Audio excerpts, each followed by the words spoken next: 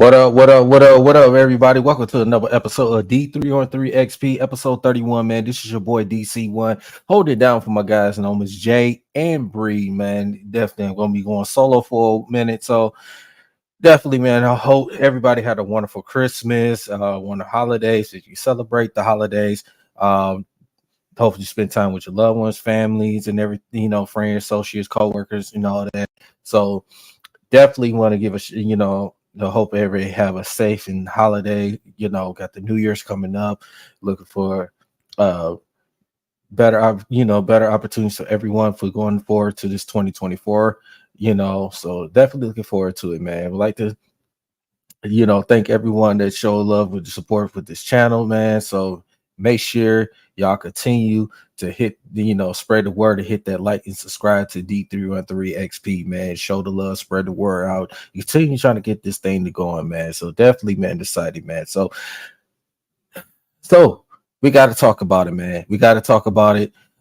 Detroit Pistons lose 27 straight games. 27 straight games in a row.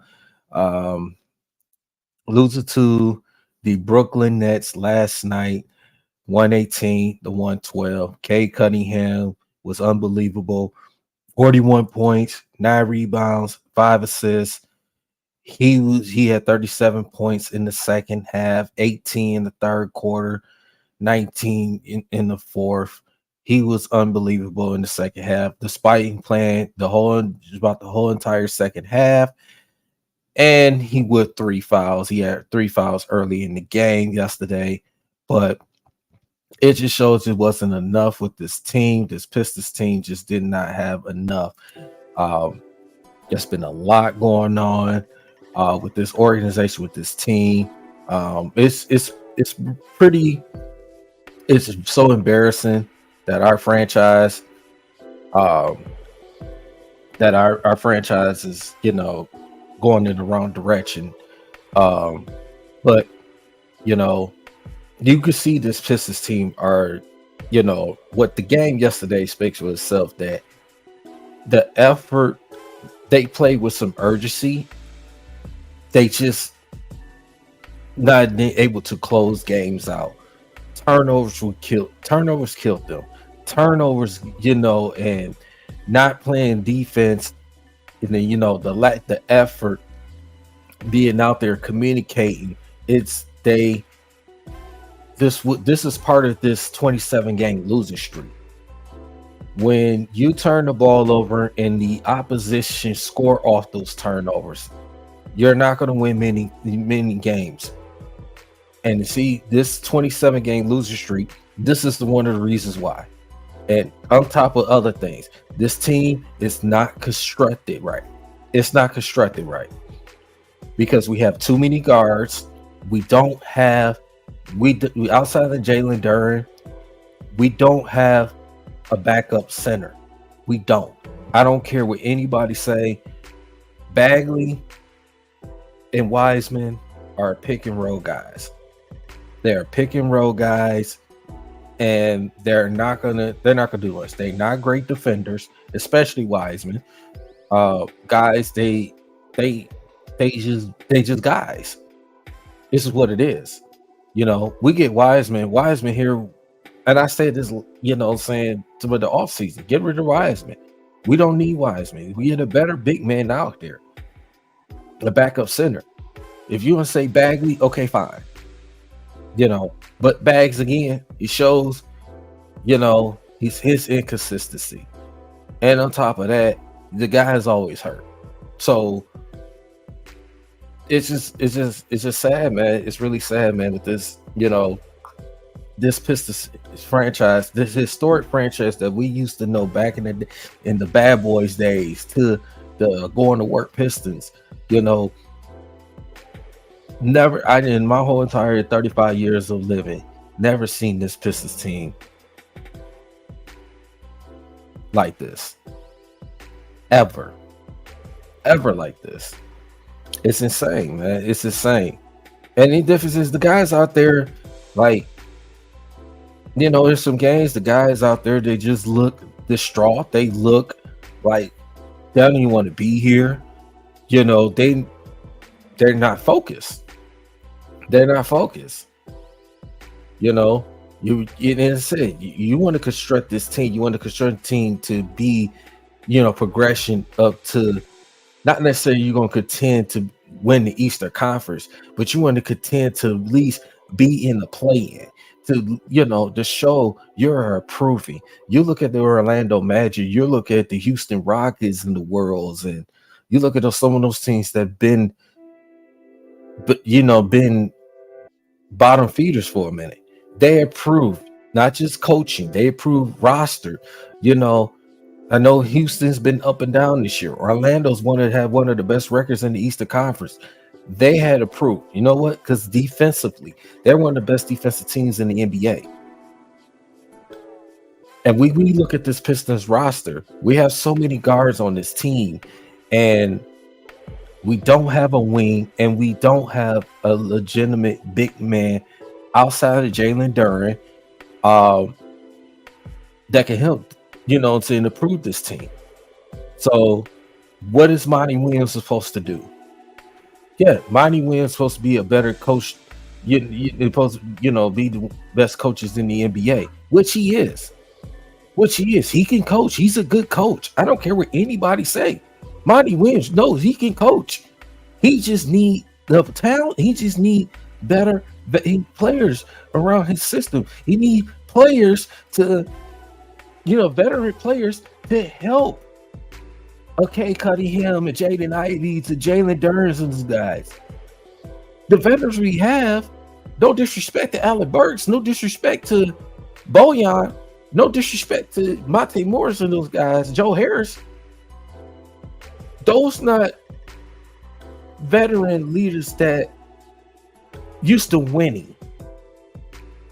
They used to winning. Been in the playoffs multiple times. Been in the finals. Knows what it feels like to win games. It is unfortunately we don't have the veterans that can help groom this young roster that we have, this young core. So, this is almost like last year when we had Corey Joseph and Rodney McGruder. Those veterans, those are 10, 11, 12 men bench players. They're not going to help this. They're not going to help this roster. This team is constructed.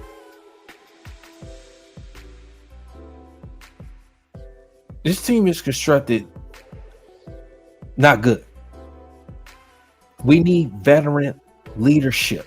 We need somebody that can push K to the limit. Ivy, Yassar, Duren, Stu. We got a nice young core. It's just the fact is this Pistons team still trying to learn to win games.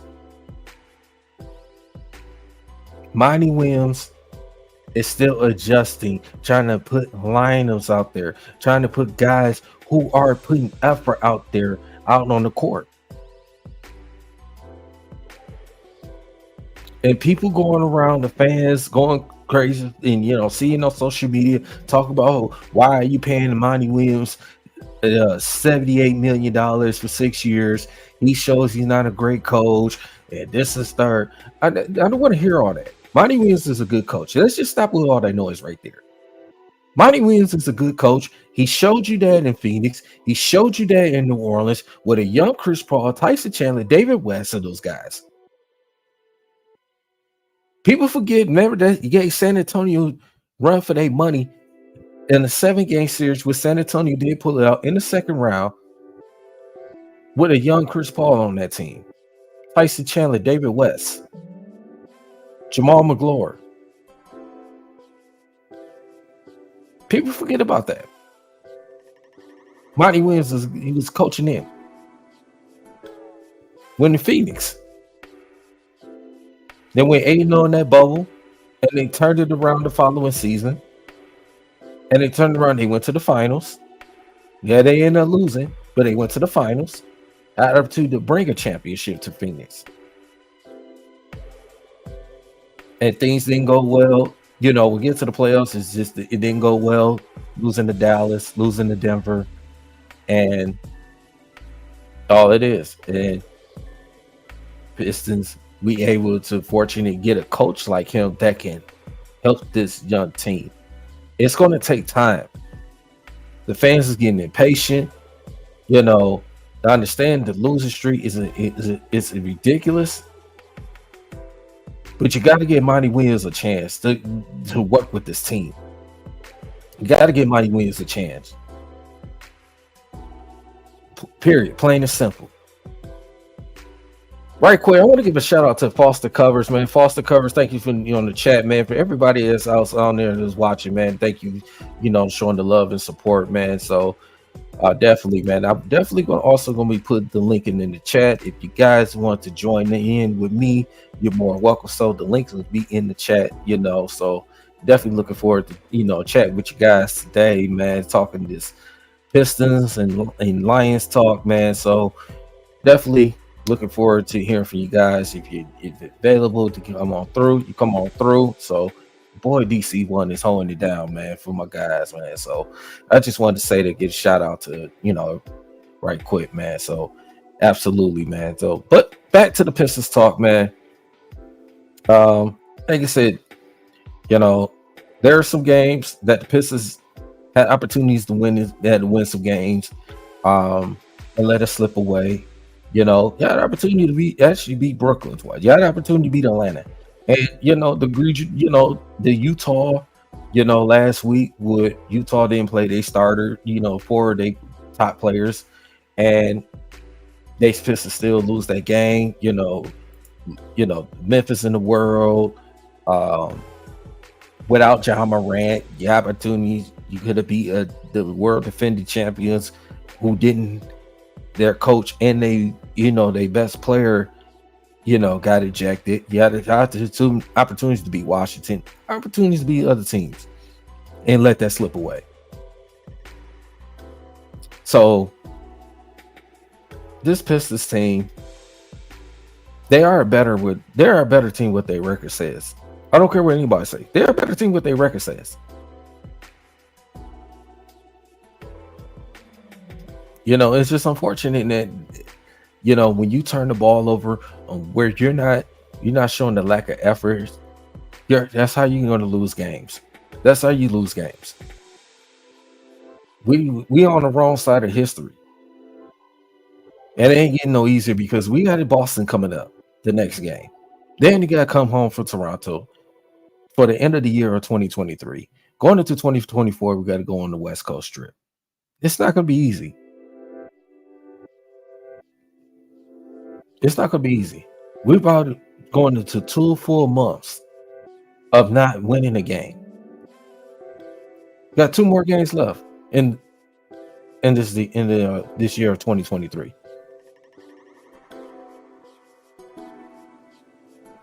Could they get a win? Well, who knows? Who knows? It's the NBA. Anything can happen.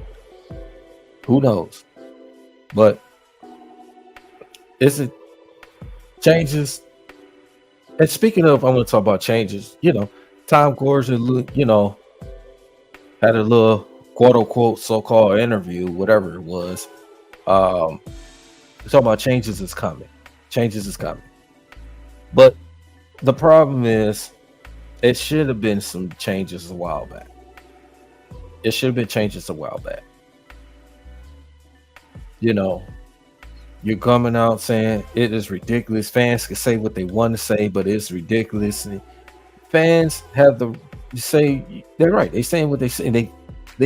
These fans are passionate about our basketball team. Do I agree about what they're saying about sell the team? No, I don't agree with them. But I understand how they're feeling. They're frustrated. They're upset. Because we're watching people going down to these games at the LCA, spending hard-earned money, working money, buying products,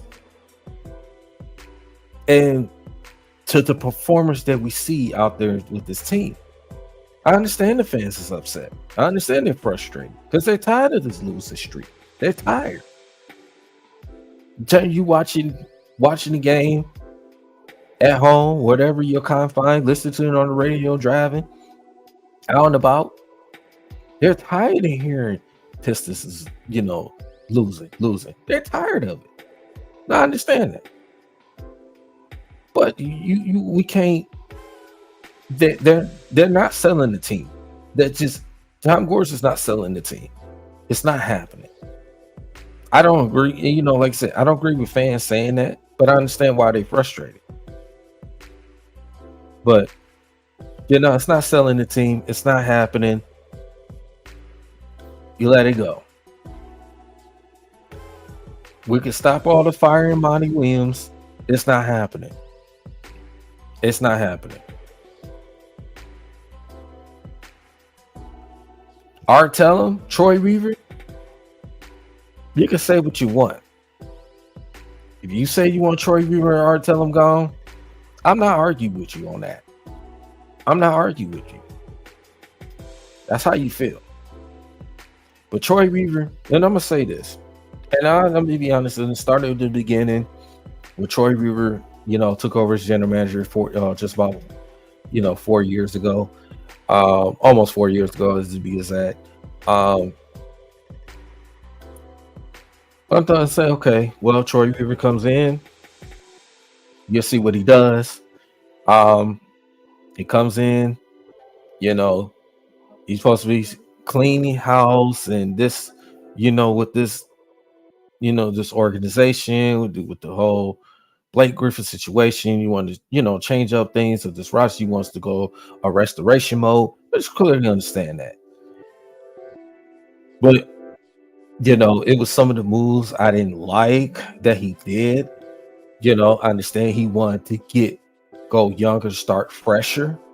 It was just some moves. It's like I was really questioning about why did he make this move? Why did he trade this player away? A la Bruce Brown. I was a huge Bruce Brown guy when he was here with this Pistons team because he was a hustler. He was a guy. He brings that energy with this team. He was for me. He was good with Dwayne Casey, even though I didn't like what Dwayne Casey was playing him at the point guard position at times. But he brings you that energy. You shifting them away for pretty much for nothing. You trade him away. You bring in, like you said, you bring a guy like Jeremy Grant, the Mason Plumlee. The Mason Plumlee situation didn't work out. You bring other guys. You trade away Luke Kennard. You trade, so you let Christian Wood walk. All these things, and I was upset. I'm like, okay, this is this Pistons team. Yeah, they made the playoffs in 2019. I think they should have gave him a fair shot of let's see how this roster goes. I was one of those like, give it this roster opportunity a chance because we made the playoffs in 2019. We got swept. Okay, maybe we go into progression mode next, but instead came in, okay, we're gonna start this thing over. But I didn't like some of the moves that he did at all. It was just like, I was just upset with Troy Weaver. I just like, he doesn't know what he's doing. It was me. I'm not gonna admit to that. I can admit to that with Troy Weaver. I didn't think this guy knew what he was doing, all this stuff. So, but again, I just like, okay, Troy Weaver, he don't know what he's doing. Get him out of here.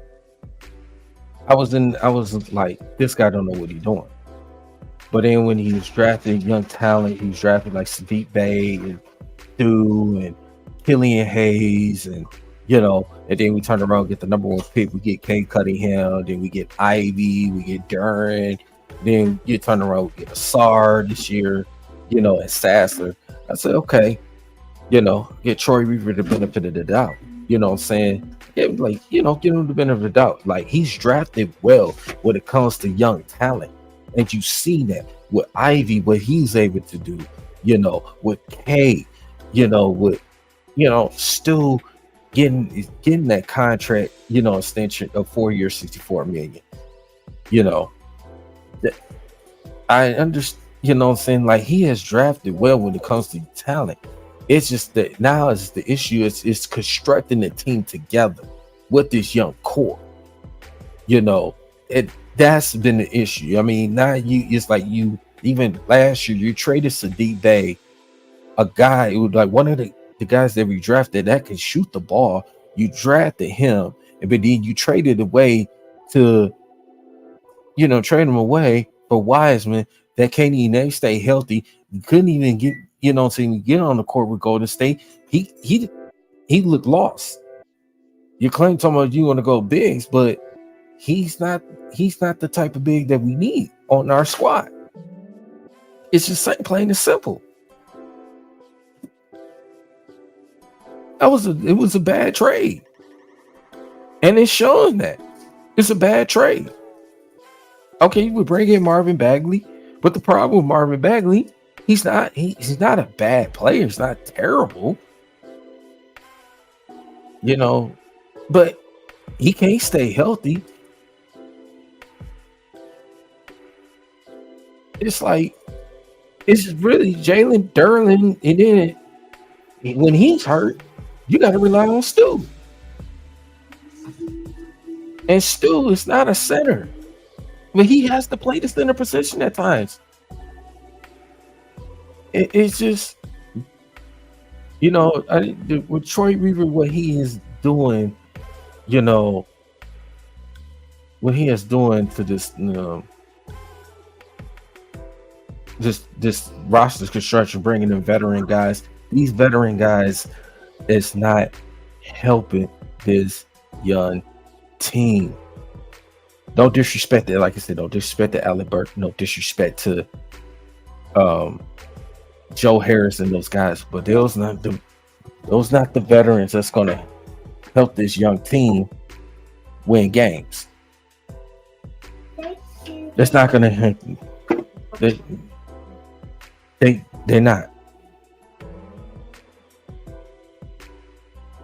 We need some veterans that's been around that can help this young core, that can help this young core, accountable.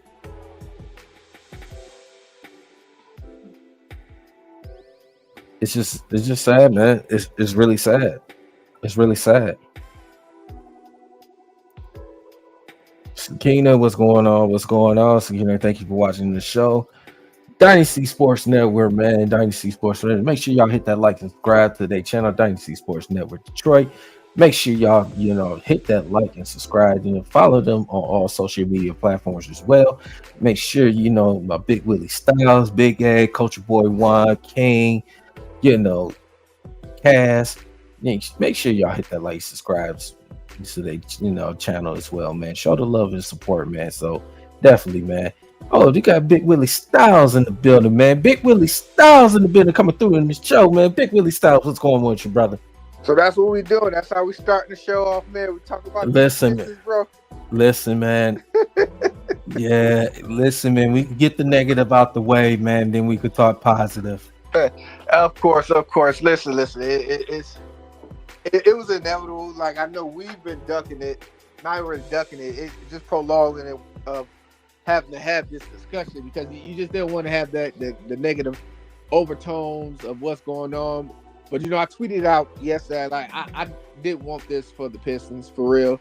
Like the Detroit teams have too many negative, adaptations around them already, and this is just another notch on the belt.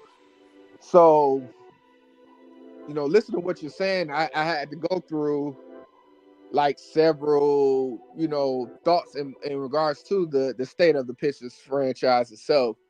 And to be honest, I know they're looking for who's to blame in regards to this. And I'm gonna shock some people, but part of the blame is the fans. And the reason why I say that, because we've been doing this show for years, DC. You've been right there with us, and I've been saying for years, when guys were wanting to trade away the players and personnel that we have for draft picks. And a lot of people wanted to blame Troy Weaver, but he actually did what a lot of you fans were saying to do.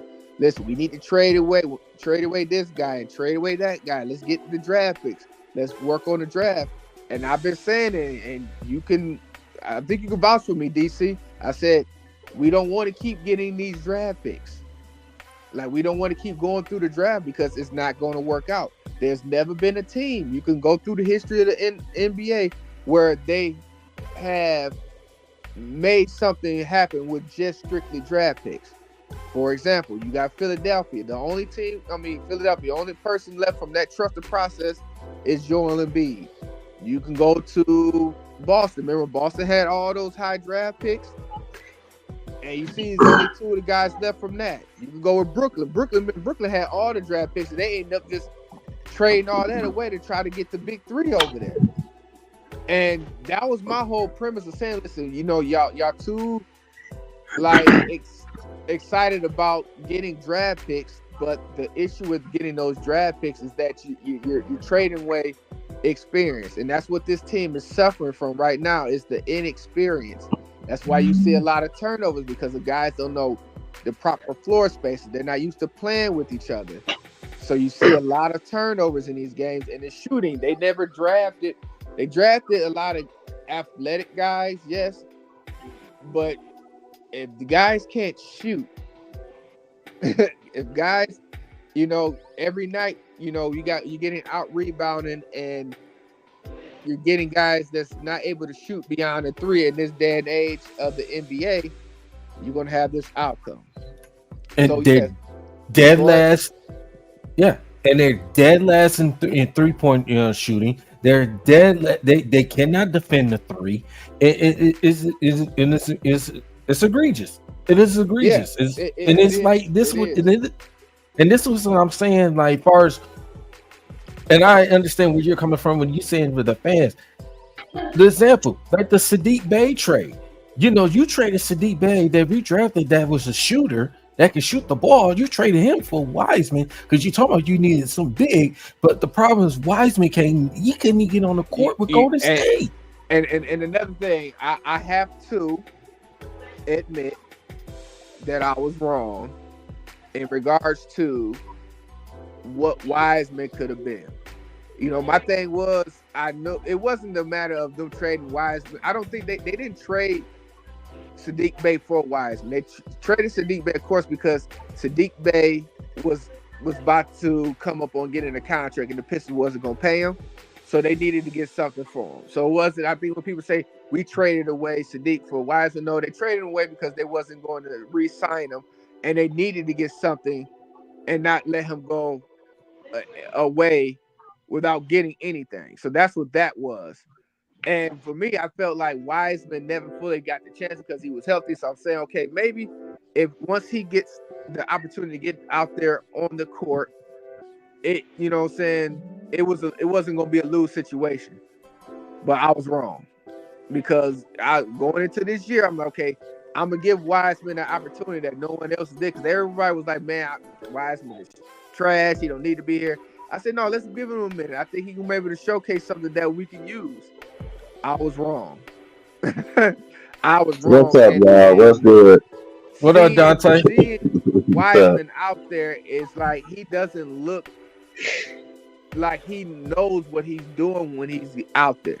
He looked lost. He's out there setting picks, but he's not rolling. He doesn't look like where he needs to be at the basket. When he gets the balls, like, he doesn't know how to go up with the shot sometimes. He'll have a good game every so often. A good game, you will see the potential, but it's never consistent. So I'm first to admit myself, yeah, that trade did not pan out for us at all.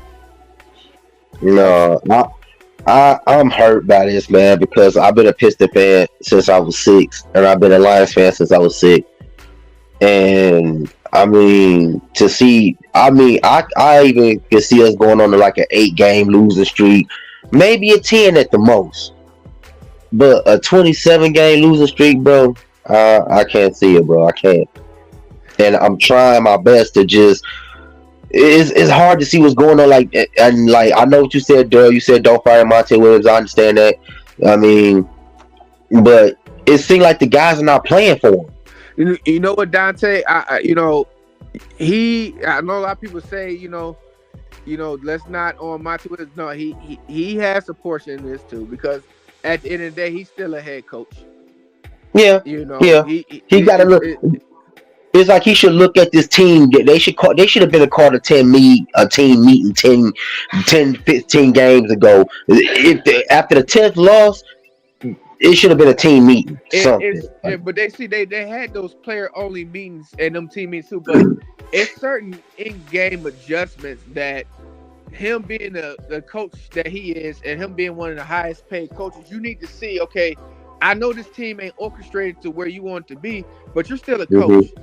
So there's some in-game decisions that I question, and a lot of us question, that he's not making as supposed to be one of the top.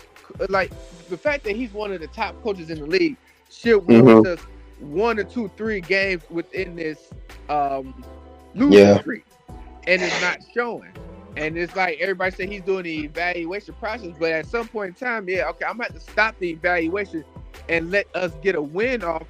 Then I can go back to the evaluation process. But because we don't want to have this on, this stain on us. So Monty Williams, he's not in the hot seat per se, but he has some portion of it because he's the head coach, and he's taking the blame for himself. Okay, you can't keep on saying this is my fault.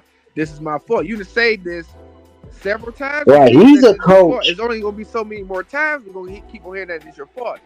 Right, and me and Zell, he did a video earlier today. If you go onto his page, Real TV, he elaborated into this as well. With Monty Williams, it feels like he's not all the way there. Right, that's what I mean by they not playing for him. Because you got to think about it. You got to not to cut you off. You got to think about it. Y'all, you said they had these team meetings and they have all this. You mean to tell me these guys ain't looking in the mirror at themselves and saying, "Look here, man, we got to do something. We got to do something. We got to get these fans something. We can't keep having these people spend their hard-earned money, struggling, and spending their hard-earned money to come watch us, and then every game they come to watch or they sit at home and watch, they're getting more and more depressed." Right. Because this is depressed, bro. This is depression, bro. You know what I said? I said that it's like, we don't have that dog or enforcer on this team. And the problem with that is, like, y'all letting people come into y'all house and do whatever, and y'all not smacking them in the mouth. Y'all not knocking them out the air. Y'all not doing it. I was saying this earlier. Like, this is the house that Bad Boys built. We honoring Bad Boys this year. And in the Bad Boys era, it was some things that wasn't allowed. The fact that guys come in here free. The fact of the matter is, when you got guys that's putting their kids on the bench because the game is already at hand, they done playing and they let their kids sit on the bench to say something to y'all too. So somebody need to light a fire up on this team. Like, dog, we ain't gonna be getting pushed over and excuse my French, treated like some pussies. Okay. I'm gonna tell you this, and I'm gonna agree with you on this. I don't know why this team did not go get that 2003-2004 Pistons championship video DVD, all sat in the room and watched that. That was a true, because listen, none of them that 04 squad, girl, that 04 squad did not have no superstars. Am I correct?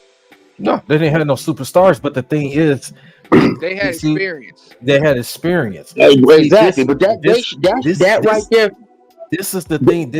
They don't right now. They don't have the experience. And then when you have the veterans that we have, it's not the veterans that's been doing a lot of winning with their previous teams. Alec Burke, no disrespect to him, he ain't been in a lot of winning teams when he was in New York and Utah. Right. He was, like Bojan, he was in Utah, but he was in playoffs, at times. But he's not. We just say that veterans. He just, we need somebody. Like if it's like a Cam Johnson, we had opportunities to get Cam Johnson in the free agency. We passed passed him up on that. We had, Torrey Craig. He was out there. He signed with Chicago. We had other pieces that could help this young team. You know what I'm saying? Mhm. To get the win games, learn how to close games, learn how to be better. You know what I'm saying? The NBA is a hard league. It's a very hard league. It's just they just need that veteran leadership. Like you see the Orlando Magic. They can say had a young team, and guess what? They're doing it. They're one of the best teams, top 5 teams in the Eastern Conference. And that's also because they coach not going for that. I understand he probably been doing the same thing. Every coach does the same thing that Monte Williams is doing. They do the evaluation because they want to see who they compare together and who's gonna be their front run out and who's gonna be their backup. Correct? They try to see how that goes. I understand, but after like the 10th loss, bro, and y'all ain't came off a win yet, something got to be fixed, bro. Because Tom Gorsuch can say they hate to hear to sell the team chance, but these are hard-earned people. He got to understand they spent their hard-earned money. That money could have went somewhere else. But by these people being diehard fans and true Detroit fans, they put their money in that. So now you mad because they said sell the team, but look at what y'all doing. Y'all about to set the NBA record in the worst way. I got a question for you. Do you even think that they're going to even win another game? Eventually, Just be honest. Do you really think? Eventually, yes. I thought they had it last night. They had. We could say about other. We say about the other few games. They had an opportunity to beat Atlanta. They had an opportunity to beat Utah. Yeah. Well, Utah didn't even play for the top. Bro, that pissed me off because it was like 8 Utah players missing, bro. That was like, you know what that reminded me of? What? That reminded me when the Lions lost to the Packers. Oh man, Packers was missing people. Yeah. We wasn't missing nobody. Okay, we was missing CJ Gardner. We was missing who else? Him and it's another person we was missing. We was missing like maybe 2 people. The Packers was missing Aaron Jones. They was missing who else? They was missing a couple of their offensive linemen that was stars. Like they was like, bro, they was missing people. Yeah, and yeah. I mean, like, come on, man, y'all get that. We'll talk football in a little bit, but right. But that goes back. That's what goes back to this Utah Pistons. That was a gimme game. Yeah, like you said, we gonna go in here. These cats gonna be tired because they gotta do double, quadruple minutes because half their squad gone. Yeah, like I said, had opportunities. Well, the teams we played Washington. We should have beat Washington. We played. They had the same record. We played Memphis without Ja Morant with Desmond Bain dropped 50 points on us. You know. And actually, I was telling a couple of people, like, man, Desmond Bain is one of the most underrated players in the league. If you get him going, you're really in trouble. You could argue he may be the second or third best player on the team between him and Jaren Jackson Jr. You could argue between that. I know that's a debate. That's a debatable for that. We know Ja Morant is the best player on the team when he's on the court. That's obviously you see they won 4 straight since he came back from his 25-game suspension. But that's here and there. But Pistons had opportunities to win. They had opportunities in some games to win the game. Now there's some games they had no chance. Like they played Philly 3 times, already. Joel Embiid played all 3 of those games, and 2 of them he didn't even play in the 4th quarter. I mean, played Giannis. Pistons didn't have a chance because the simple fact is we didn't even have the big man. We didn't have the big man to contain, at least to to guard Joel Embiid. Joel Embiid, he shows you why MVP. He showed you why. He won MVP. But it's just the Pistons had opportunity. To me, they are better. Pistons are better than what their records are. Their records, yes, they're 2-29. But this is the thing. They gotta find that inner dog, man, and bring him out. Cause I already can tell you the problem with him. I can tell you three things after I stopped watching after I stopped watching the game weeks ago. I can tell you already they three problems. You gonna be like, yeah, you gonna agree with me. Number one, they have a problem, big problem turning the ball over. Number one, turnovers is a big problem for them. They have turnover problems. And then number three, they can't close games. Mm-hmm. Like when you can't close games and you turn it over, that's a 1-2 punch. It's a wrap. Yeah, it's a wrap. And rebounded too, and especially when you and rebounding. You know, I was just gonna get to that. Yeah, rebounding. And you know, we're one of the worst rebounding teams in the league. Just know why? It's simple fact. We got, like you said, Isaiah Stewart is not a center. He's a power forward. And the only thing I say about Isaiah Stewart, I love Isaiah Stewart. I don't want to see Isaiah Stewart be behind the 3-point line too much. I don't want to see Isaiah Stewart taking too many threes too much. I want Isaiah Stewart, get your butt back down there in that paint. Go grab those rebounds. Go out there, play defense. Go out there, get them tip-ins, get them offensive rebounds. He need to get an offensive back to the rim game badly. But see, that's not his. And I understand it, but that's not his type of game. But see, I think Isaiah Stewart just needs to get out of that 3-pointer, and I think too. You know, a lot of people. That's the thing, though, too, bro. He needs to make it his game. He needs to make that bad because you keep pulling out to the 3-point line, bro. You're not knocking them down. We losing games because you're the big man. You're supposed to be down there anyway. Why are you way the hell out there? I know what they're trying to do. They're trying to put another big man out there, but that's stupid because you still gonna have a forward floating around there. You're gonna have a power forward and a small forward floating around there. Because two of your bigs is gonna be out on the perimeter. You can't do that.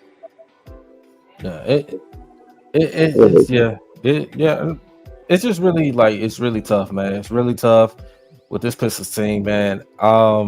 But my mama be rolling in her grave right now, bro. She see how the team play, bro, because she was a Piston fan, bro. Like, I'm talking about the lady would watch these bastards lose live in front of them on the court and go home and turn the TV right back on and watch the same game she was just at. Yeah. Like, bruh, come on, man. It's like, dude, y'all are all you like you said, they not a 2 in 2017, but they have to look at themselves in the mirror and say, look, man, enough is enough. We got to do something because right now we the laughing stock of the NBA right now. Yeah, and that's not good. Yeah, I don't think they gonna win another game, man. Because if they ain't fixed it by now, I think eventually they'll win a game. We just don't know when. Who knows? You know, I'm not saying it's going to. It was messed up to hear King say that. That messed me up. Because King is like, everything King is like one of the most positive Piston fans that tell all these fans, slow down, chill out, don't panic, don't hit the panic button, don't go out screaming, don't have a heart attack, chill out, calm down. It's just temporary. Bro, to hear him say, I don't even think I consider us winning another game. That was heartbreaking. Well, it's not just him. It's just, you know what I'm saying, a lot of the Pistons fans, a lot of Pistons content creators, you know what I'm saying? Me personally, like I said, we just don't know when.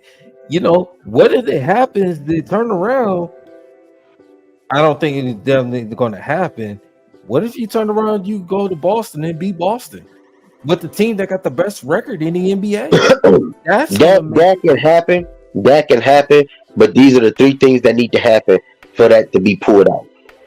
They need to play top tier defense that can shut Boston down, that can make Boston miss. They have to grab the rebounds, and then they have to get some transition buckets. And they have to get some crafty passing. Crafty passing creates spacious open shots. You don't hear that? Them three don't click. You lose. Period. You lose. So I mean, they got the weaponry to do it, bro. Because K been going off. Yeah, and but this the thing. He can't do it by himself. He can't do it by himself. And there's another thing too. he need the spacing. I think that what it is, too, is like we don't have the spacing for to make it more opportunities for say K to get the ball out to those shooters. We don't have enough shooters right now. We don't really have the shooters. I like too, I think they should do more, have Ivy be the ball handler and let him run the offense at times, so to have K play off the ball, so that way it makes it a lot easier, but K don't have to do too much. Same like when they what's up with Marcus Sasser? Sasser has played, but you think Sasser has to play at times, but Sasser's still a rookie. He's going to take some time. You have to learn the game. That's like you say with the template. Killian's been out, since last few games due to illness. So now that boy got that COVID. Fucking dumb shit. That boy got that COVID. We not gonna go that far with that. But I'm just saying, man. It's out there, shit. I ain't trying to be funny, but you live in a D. Come on, man. I will be saying. You think I'll be saying this as Kelly was playing with the Clippers or the Lakers? Hell no. We never know, man. But Killian, him being out, you say you're asking Ivy and K, they can play more. And then the thing too with those guys too, one of the games that K had six turnovers alone, and Ivy had 5. When you had your ball handlers turn the ball over like that, that's another thing, recipes for disaster when you lose games. When you turn the ball over and give teams opportunities to come back and win to take over and win the games. That's you're not going to win that many games. Like you look at yesterday's game, the Pistons had started off in the first quarter, which you see a lot of the games they've been starting out good in the first quarter, and then they turn around. Once they get that one turnover, it turns a whole domino effect. Sometimes too, when you look at yesterday's game, Pistons had a 14-point lead in the first quarter early, and then when the bench came in, you started to see Brooklyn was making their comeback. You saw them; they was trimming the lead down. Even though the Pistons they went into the first quarter with a few points, but you saw the momentum started to shift. And this once the second quarter hit, the second quarter is like you saw Brooklyn was picking up that momentum. Pistons was turning the ball over. Pistons was not getting back on the Pistons was making silly fouls with Ivy and K both getting 3 fouls in the first half. Now you already limited to Boy, they need to call Rip Hamilton and Ben Wallace and Rasheed and get them in there and have them something, bro. Because come on, man. Like Rip used to have people used to hate. I read an article that a lot of NBA guards used to hate to check Rip Hamilton. They used to hate it because they like, here I am, finna be running around this mug, super tired. Because I gotta guard his ass, and he was one of the better men to move without the ball. Because he was gonna make you run. You running, bro, and trust me, I knew something was wrong when he tired out Reggie Miller. Yeah, I was like, well, you know what I'm saying? It kind of goes that way, but they need them to call them or something. Call them or just go practice with them or something, bro. Like, come on, man. Because I used to play football in high school. We lost one game, bro, and that pissed me off. And I blame myself. I blame my team. I felt like we just didn't do enough. I felt like we just gave up. Literally, nobody clicked. Me and the quarterback didn't click. The running backs didn't click. Nobody clicked. The offensive line, I was mad at everybody. And then I said, well, look, I told them that after that loss, I said, look, we ain't losing another one. I told them motherfuckers I'll die before we lose another game. Because I can't do that. And then for my punishment, I had to jog 10 miles with 2 German Shepherds. I was like, dude, I'm not gonna be doing this shit every time I look. I'm not gonna do this shit, bro. So they got to do something, man. They got to. I mean, even if they got to challenge each other in practice, do that. Yeah. Yeah, That's gonna bring something out. I think, yeah. Then see what, and now we looking to see what this Pistons team is going to do going forward. Like I said, you know, I wish the fans would go out to stop saying fire Monty Williams, sell the team. It's not going to happen. If you want to argue talking about fire Troy Weaver and fire Art Tellum and all that, I'm not going to do that. I'm just not arguing with that. I'm just giving you the fact that why the fans are saying that. The fans, this is like, Daryl, if you look at our season, I'm talking about from when Isaiah Thomas and them played all the way to we won our 3rd championship, all the way to now. You will see that this team has been rebuilding for over a decade now, and they still rebuilding because that 04, that 03, 04 core is gone now. Yeah, I mean, the league, plus the league has changed too. I want to read this comment right quick. I want to read this comment too. Go ahead, brother. Okay, undersized, and he would not play out of position. Corpus fat, he shouldn't be on this team. Also, your point is Zay doesn't shoot threes. He has no place in the league. Okay, I get where you're coming from, and shout out to Arcs and Angel, man. Welcome to the chat on the show, man. Shout out to you, brother. I get where you're coming from, but you also got to understand too that I don't need him constantly going behind the 3-point line shooting threes. I don't. Right. Isaiah, I know he had to work on the game, work on the shooting game. You know, when he came into the league, because he was just a guy. He was, he came in. He was a rebounder. He was a defender. He was this big body guy. That stuff. But you have to understand too, we need you out there grabbing rebounds. We need you out there going out there to defend. Well, I don't need you, being on the block. I don't need you going on behind the 3-point line all the time. Shoot threes. Every now and then, if you're open, you're going to shoot threes. Or you feeling it or something, you open, go ahead and take that shot. But don't make it 90% of your game, 80% of your game, and then because you was a big man, you ain't even supposed to be out there technically. Yeah, I mean, you're not a Porzingis, you're not those type of stretch 4 and 5s. Hell, I don't even like Anthony Davis shooting threes. But you know who started that, right? You know who kind of started that shooting 3-pointers from this Anthony Davis.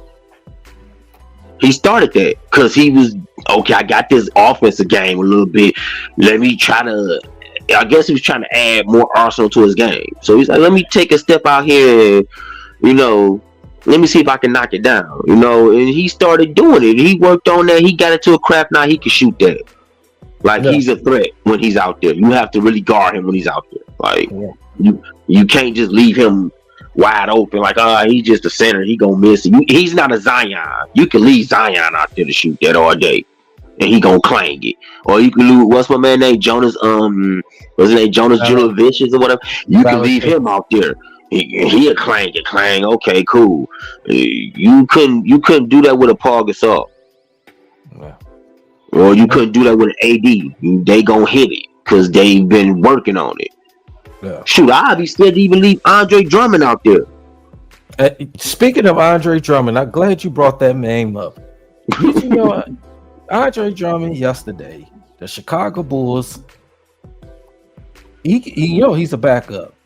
He had 24 points and 25 rebounds. Can I say that again? 24 points and 25 rebounds. And remember, he's your backup center. Why the hell is he not starting? Nikola Vucevic. It's they start. I got it. All right. I can't. You know what? That's a fair win argument. I can't argue. Andre Drummond.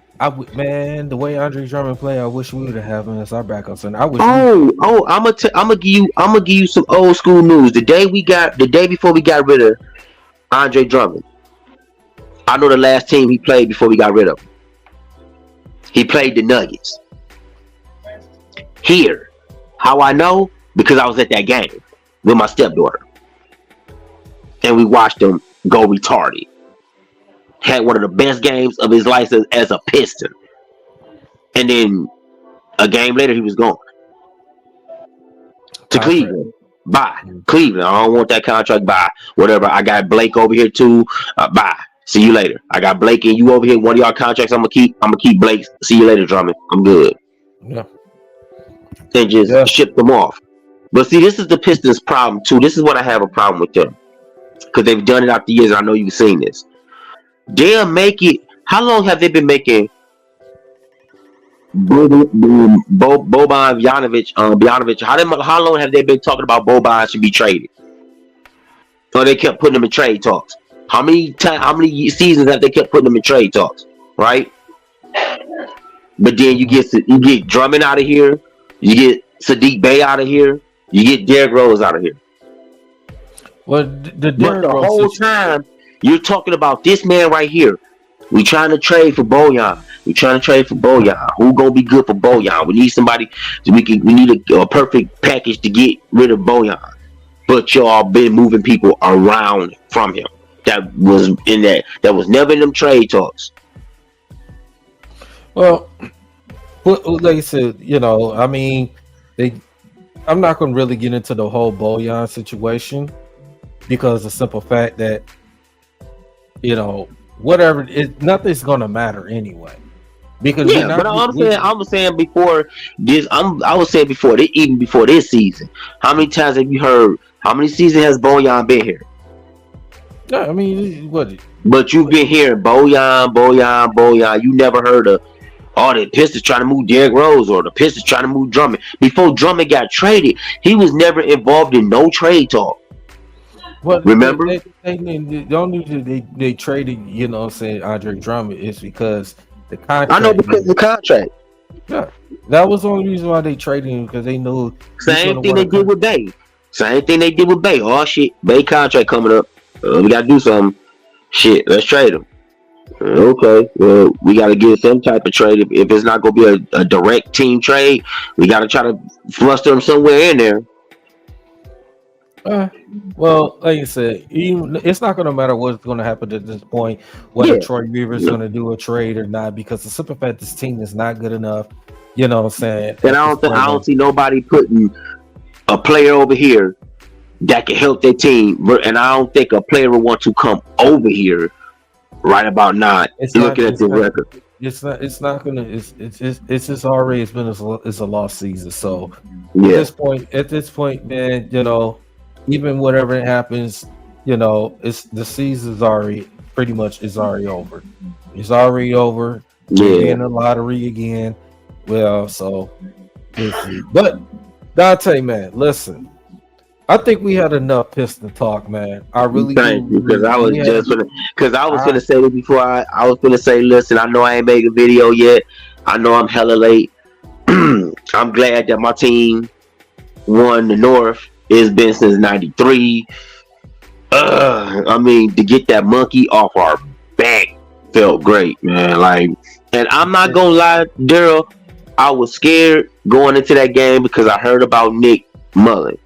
I heard he was kind of a scrambler, so that kind of scared me a little bit. Not gonna lie to you, because he tried this Saturday. He really tried. Or this Sunday, I'm sorry.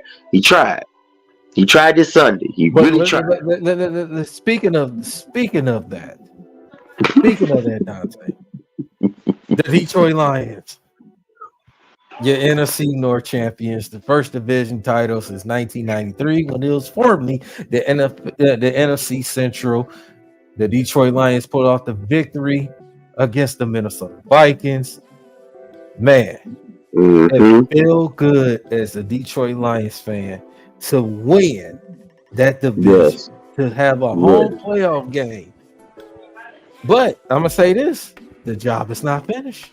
No, that's what I was gonna get to. Listen, now I do want to say this: I'm so glad that Dan Campbell did not ever put Will Harris ass out there. I gotta say that. I'm so glad, because you see what happens when Will Harris is not out there. Nobody's getting blasted. There you go with the Nobody's getting beat on the ball. Will Harris out there, he looking like a floaty out there. He don't know where his dude at. I got to give it to number 6. That boy has came out of no. I didn't even know who this guy was. I really didn't, because I was like, where did he come from? Like, I thought the dude came from the damn practice squad. Manby's had to fill me in who he was. You talking about Iffy? Yeah, Iffy. Manby's had to fill me in who he was, because I even asked him, like, who is number 6, bro? Iffy has been balling, man. He has been out of control. He has been balling. He's been showing up in big moments. I mean, that game sealing interception to seal that victory, to seal that division title. He's been balling. The defense in that game against the Vikings stepped up, forcing 4 turnovers in that game. Forcing a fumble. Yeah, they forced 4 turnovers. That's part of those turnovers. And Kaminsky, to you fat fuck. Yeah, you had to do, you had one job when that fumble came out. Flop your big ass on the ball. That's all you had to do. I'm pretty sure y'all did this shit in practice before. When a fumble happens, the coach tells you don't try to run and pick it up. You fall on it. Yeah. Especially if you're a big lineman like that, you fall on the ball. What this big 15 wearing shoe asshole do? He kicks the ball. Well, you know what, Dante? You know what, Dante? Yeah, you're right. He should have just fell on it. Fell on the ball. That's it. We got the ball. Minnesota ain't had no more timeouts at that point. Okay. Question. I got a question for you about that, because that seemed very suspect as hell. Y'all had 3 timeouts the whole entire 4th quarter. Where the hell did they go? Listen. Because that was weird. Listen, I don't know. I don't care. I don't care. Exactly. I didn't care, because I was like, because you know what I thought when they called them 3 timeouts real? Mm-hmm. I was thinking they're about to try to do these hurry plays, and that's how they're going to try to knock us off our square, because when you do hurry plays, neither team has a chance to call what they're going to do. It's kind of like a free play. No, it's going one of the two. The offensive team going to try to get the defensive team to jump so they can get them extra 5 yards for a first down. Or they was going to try to throw like one of them bubble plays or one of them screen plays. That's what I was thinking. But Mr. Nick thought he was damn Kirk Cousins and thought he could just go out there and slang it. It was like, nah, dog. No, not if you threw 3 picks. I knew the game was over for him when he threw the 3rd pick. I said, come on, man, you threw 3 picks in the game. You really think you're going to honestly win this game off of 3 fatal mistakes like that? No, you're not. Because think about it. Jared Goff, when we lost to the Packers, them 3 fumbles, did we win that game? No. Was we going to win that game? No. No, when you turn the ball over, you're not going to win games. That's when we had that losing streak we had. You know, saying when you turn the ball over and then we turn it around, we beat Denver. Then you turn it around, we take care of Minnesota. We forced the turnovers. We went back to we went back to that Kansas City game. It ain't just the Kansas City game. We went back to the Carolina game. I don't care what game it was. We went back to winning football. We went back to take care of the football. We went back. Let's pound and run the football on them. Let's start Jared Goff take care of the football. You know, we did those things. Defense stepped up. The defense has stepped up. Stepped up last few games. It wasn't pretty all the time. Daryl. Technically, we were supposed to have 6 picks. Remember, Branch dropped the first one. Yeah. Came back and redeemed himself because he caught the second one. Mm-hmm. Kirby Joseph dropped 1. Came back and redeemed himself and caught 2. And then if he catches his last one. Yeah. So that boy been balling. I'm like, he ran track or something, dog. I believe dog ran track, dog. You can't tell me otherwise. Well, You can't. he's one of the. He like you said, he's a third-year player that was drafted in the Brad Holmes. You know what I'm saying? And like you Where said, did he come from? I can't remember what school he came from, but I'm gonna have He's to. nice. Yep. But yeah, he sometimes it takes players that get drafted. Sometimes it takes some time for them to get, you know, in the rhythm in the game. So, yeah, because Tracy Walker got benched. Yeah. Thank you, Owen, for Thank you, sir. He an orange man. Oh, he an orange man. Owen, for clarifying that for me. Owen, please, 16, thank you. Owen 16 holding it down in the chat, baby. Owen 15, shout out to you, salute, brother. Shout out to you. Yeah, but you wasn't at work on 16. You could have come and joined the chat. Anybody that is watching, man, you know what I'm saying, that's on the chat and they're willing to join in. The link is in the chat, man. Come in and join your. I'm glad you said that too, because I remember you was talking about the Pistons last time, and I wanted to jump in. I was actually out driving too, and I wanted to jump in that bad boy. And I know I told you to. I heard Noam called me and told me, he's like, bro, Dante, why you ain't jumping that thing with Daryl? I said, shit, I was trying to. He said, dog, he threw the link out and everything. I said, damn. Well, shit. I was like, I was out driving anyway, but I was like, damn, I was trying to get in the link. Okay. I was trying to jump in it and get in the link, but by that time I was like, damn it, man. I'm like, he said, I'm washing my hair, bro. He had to clear it. But yeah, I was trying to get in there because, man, I want to talk to you about that shit, but I'm glad we covered it tonight. So well, that's done and over with. So right, but we're talking the NFC NFC North Champions. Nah, exactly. I'm geek, man. This is since 30 years in the making, man. We've been looking for this. This fan base of the city of Detroit, the state of Michigan. This whole, if you're a Lions fan outside of the country, outside of the state, that's a lot of them, bro. It's been a long time waiting, man. And we deserve it, man. We deserve this, to celebrate. The job is not finished, but we're gonna take this. We celebrate it now. We got a game coming up. This Saturday night against the Dallas Cowboys.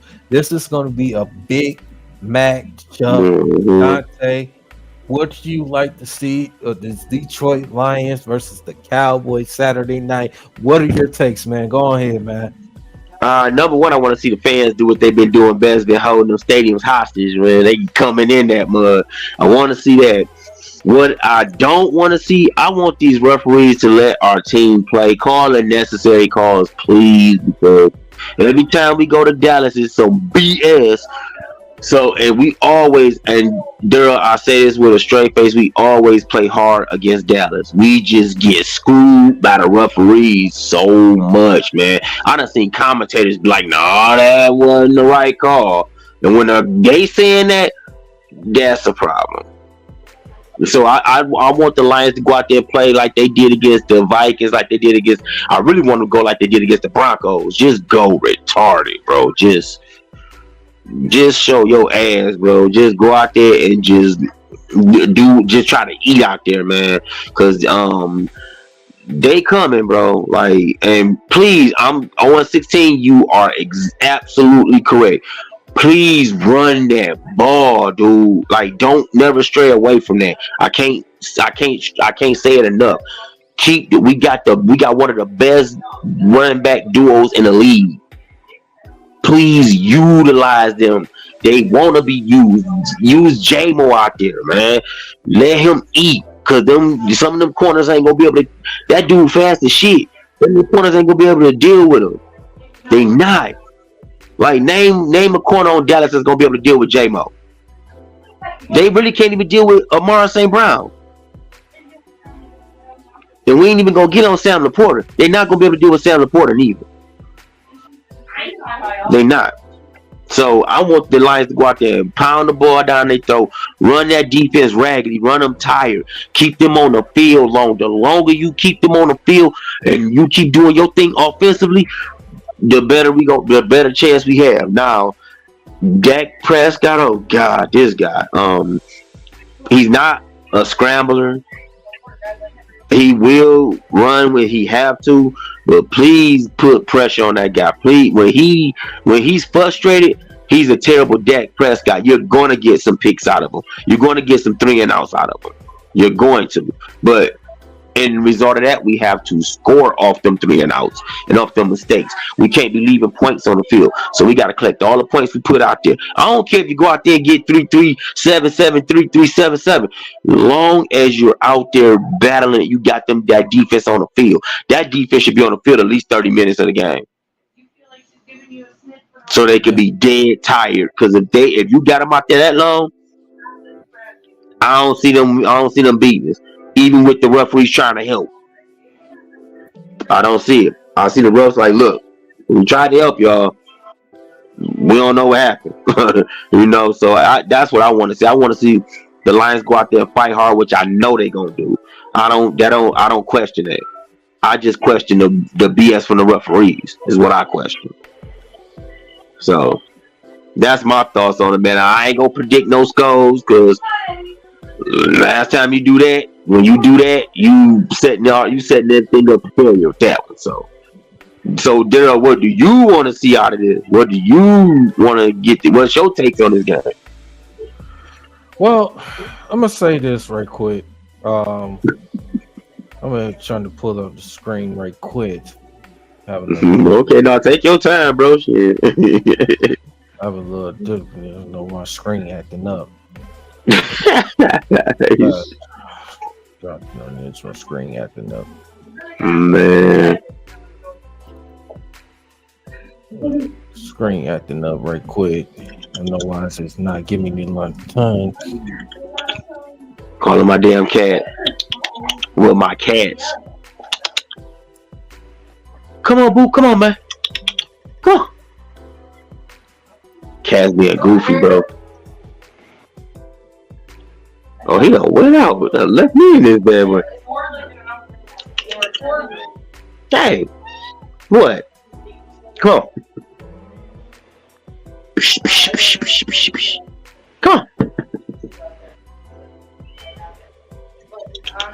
Come on.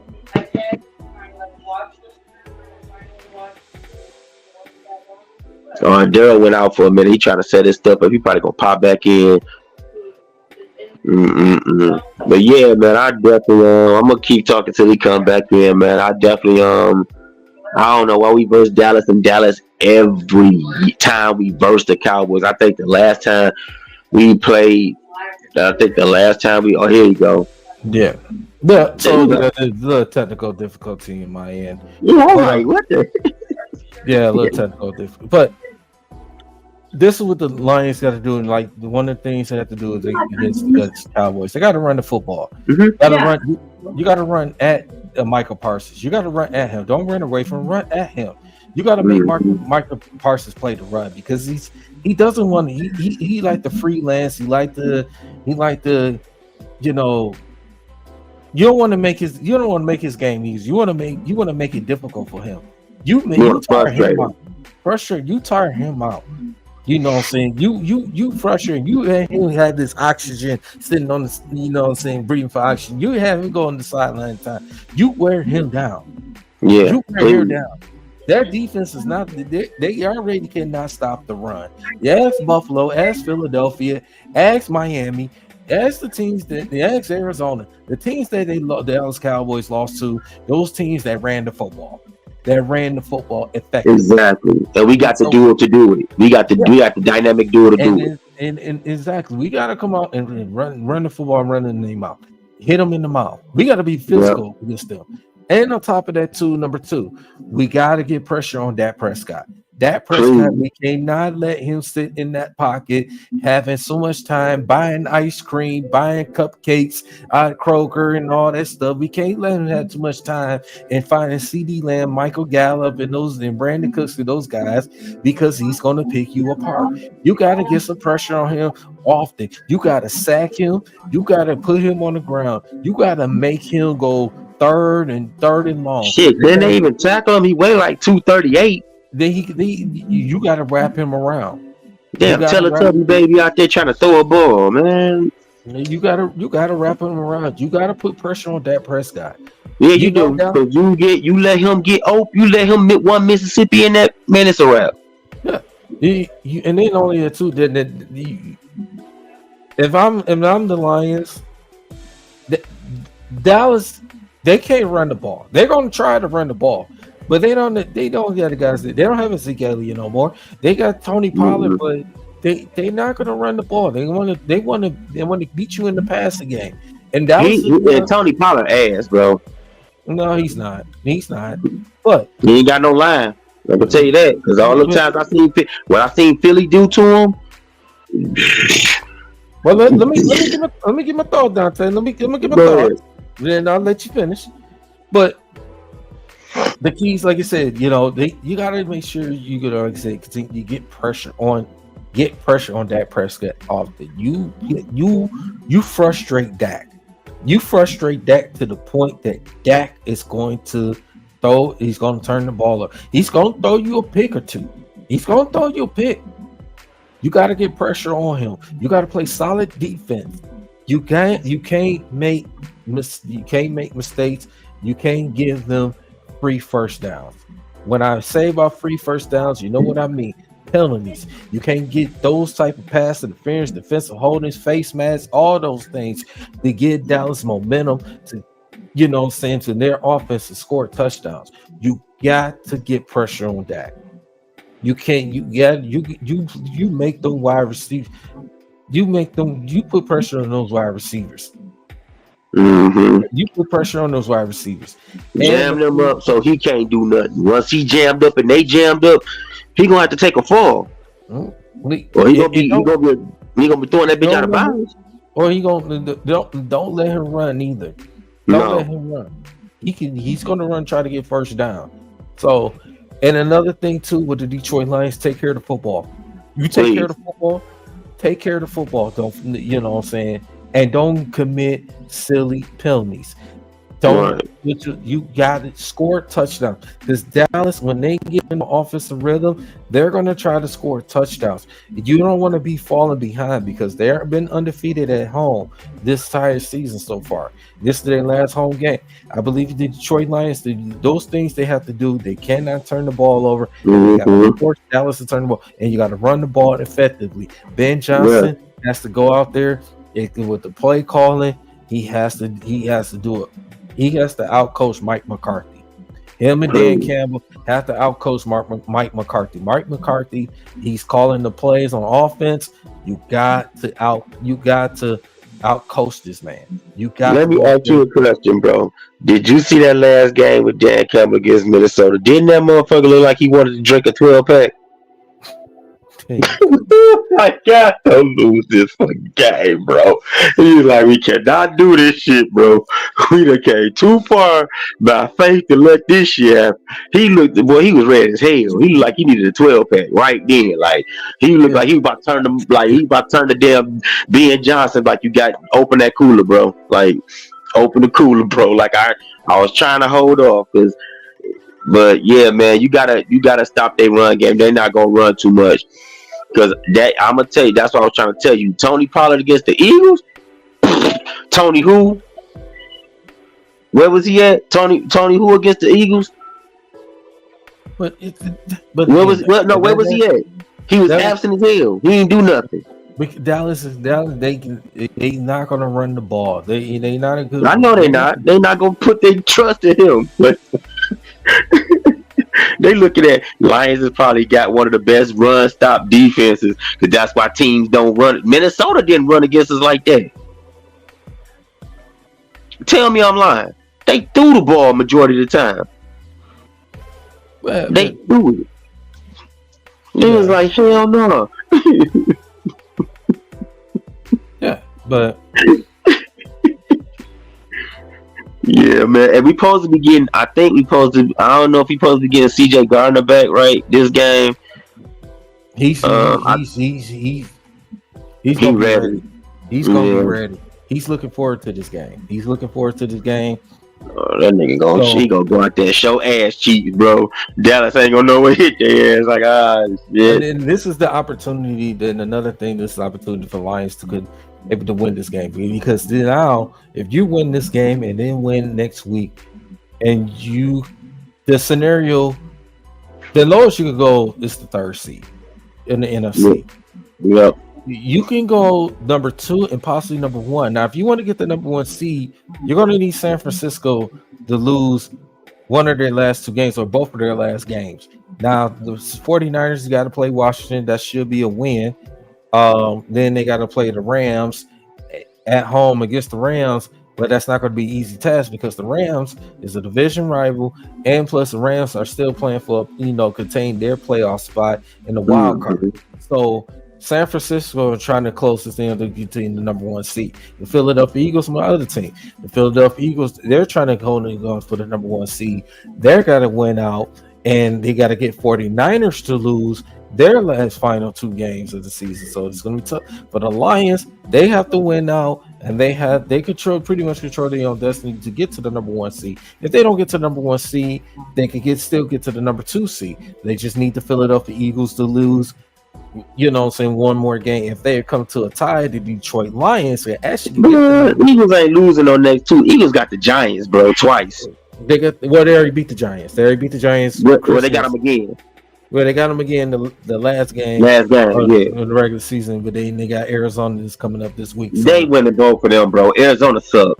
Yeah, but it's just the Lions had the opportunity. If they don't get the number 1 seed, they can still get the number 2 seed. And this, from my understanding, if the Philadelphia Eagles and Detroit Lions are both tied, the Lions will get the number 2 seed virtue of the better conference record than the Philadelphia Eagles. So it could come down to now. This game too is big too because, like you said, with Dallas, they're trying to fight to, for the division. You know what I'm saying? But unfortunately, they're not going to win the division.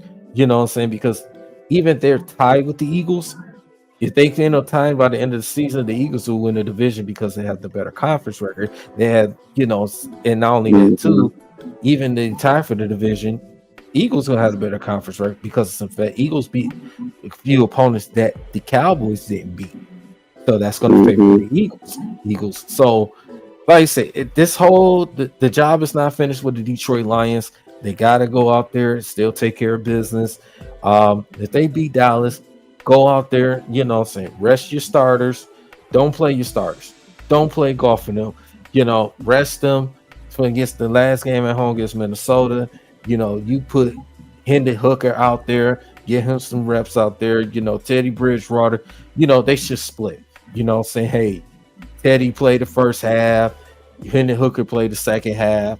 Whether we win or lose that game, we want our starters, starters to be healthy and ready for this playoffs. That's the important thing. So Lions took the opportunity. Let's take care of Dallas. Let's go up there. Let's get Dallas their first home loss of the season, and we go out there, take care of that. We'll see how that plays out. Whether we number 1 seed, number 2, or we just end on with the 3rd seed at the least. So we can't go 4th because Tampa is between Tampa and pretty much Atlanta, or maybe the Saints. Somebody has to win that division. So I don't know the way it's looking down there, man. All of them got crappy records. Shit, Saints got a crappy record. Somebody has to win. Somebody's gonna win it. That shit gonna be by a landslide. It's gonna be like somebody won 2 games more than the other person. The one split or some shit. Like that's how it's gonna end up looking. Yeah, they're gonna have home. Somebody who are in that division gonna have a home playoff game. So somebody on the road might be Dallas gonna have to go to them. So, but yeah, Lions got to take care of business, man. So that's what they got to do. They got, like you said, they got to run the football. And yes, against Dallas, they got to force turnovers. Put pressure on Dak Prescott, and on top of that, they got to, score touchdowns. Don't kick too many field goals. Got to score touchdowns. You got to put pressure on the Dallas. You got to put pressure on the Dallas Cowboys because there are frauds. They've been frauds for a long time. I can't stand them. Everybody keep talking about how great this team is. Every year they think they're gonna go to Super Bowl. They ain't doing nothing. The Dallas Cowboys are going to be. They choke every playoff appearance. They are national media talk. That's all they are. Yeah, that's all they are. Because then when they lose, you don't hear about them no more. He be all day long. Okay. You still hear about them because everybody. Yeah, but you rarely. It be really like when they lose. You don't hear that much when they balling this. Oh, Dallas gonna beat this. Dallas, this the team to beat this year. Bro, they lost 4. Like, come on, man. But like my thing too. With this is going out to Dan Campbell and Ben Johnson. Please try not to be cute. I want y'all to take this game serious as hell because. Y'all know we not just fighting the team. We got to fight the referees too. But I don't want the referees. I don't want the Lions to get taken out this game. I don't want them to lose. I don't want them to lose mind focus set on the game. Y'all know what it is when we come here. Y'all know the referees, how the referees gonna act. Y'all already know.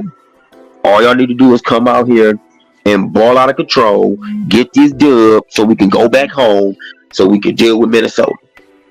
Because if we win out, we good. Yeah, seriously.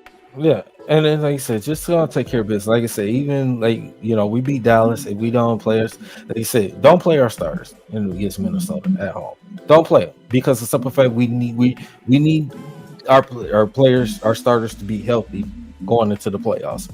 We got a home playoff game guarantee at home. Let's go ahead. Let's not take any chances for any injuries, any type of setback that's going to happen. Let's not going to take this chance on that. So, this is, so it just, Ray Moore in the building. Ray Moore. Ray. Just got to check in and say what's up. I'm not going to speak on the Pistons. Yo, we already done that. We already done that, bro. We already did the damage with that, bro. We already done. We already did that, man. But yeah, man. Listen, man. Dante, man, it's been another great show today, man. Oh, for sure, man. I had to stop through. I had to stop through because I talked to No. How No feeling? I didn't talk to him today. I know he wasn't feeling well yesterday, so I talked to him yesterday too. That's funny. Yeah. Yeah, he sounded like he wasn't. Yeah, so definitely, man. So we want to, it's been a great show today, man. Hey, Dante, thank you for coming through. Man, I was gonna come through, bro, because I want to talk about that. I was like, wait a minute, I seen your timeline. Like, yeah, I'm finna hop in this one, bro, because this might be the last time I'm gonna get to say something about him. Because I think after this, ain't nobody gonna talk about him unless they just really turn the page and start balling out of control. Right. It try to catch somewhat of a buzz or something, or some type of light, man. I thought they would have learned from the Lions, though. Well, because the Lions have took losses too, but they have bounced back off them losses. Like, look what happened. We got beat by the Packers, right? Mm-hmm. Came out of one of the last two. Mm-hmm. We lost to the Bears. Came out and did the same thing. Like, the Lions know how to bounce back, but that's the thing, man. I think a lot of people like playing for Dan Campbell. Do you think, because they talking about a Coach of the Year award, I really think Dan Campbell gonna get it. Absolutely gonna get it. Dan Campbell. I had somebody telling me he ain't gonna get it, man, because they gonna try to screw him, man. They gonna try to throw something. I'm like, dog, you don't take a team from worst to first, and nobody recognizes that. There's no doubt in my mind he's gonna win Coach of the Year. He's gonna win Coach of the Year. You can say about a couple other candidates out there, but they have not taken. Dan has made history. Nah. What? This bastard jumps in late as hell. Bro, what's up? He went to the Cruise game, the Motor City Cruise game. D313XP, my brother. What's going on with you, man? What's going on with you, bro? What's up, fellas? What's going on with y'all, man? Can y'all hear me good? Hell yeah, boy. You clear crystal. Yeah. Just leaving the Cruise game. Shout out to the Cruise, man. They got a victory today. So a basketball team that actually won or wins. So, it was cool, man. But yeah, man, just everything good, man. Everything's cool. Did you drink that night they lost to the Jazz? Oh man, don't even let me bring that, bro. I was drinking like a milk. I drank a shot of Hennessy. Hey man, even the one from yesterday, I seen the guy. I took a picture of it, and I'm gonna put it on my page. But I seen this guy. He had a paper bag on his head that say "Sell the team and fire Monty." So I'm like, man, it's bad. It's bad. But it's bad. It's bad when you say that shit to yourself. It's extremely bad when you publicize that. When you got a paper bag on your head with dark letters saying "Sell the team and fire your coach." That's bad, bro. That's basically like, man, right. That's basically what it is. It's just bad and then it's bad for Monty because not only do he got to go through this, he got to go through the illness with his wife too. So that's double. That's a double whammy.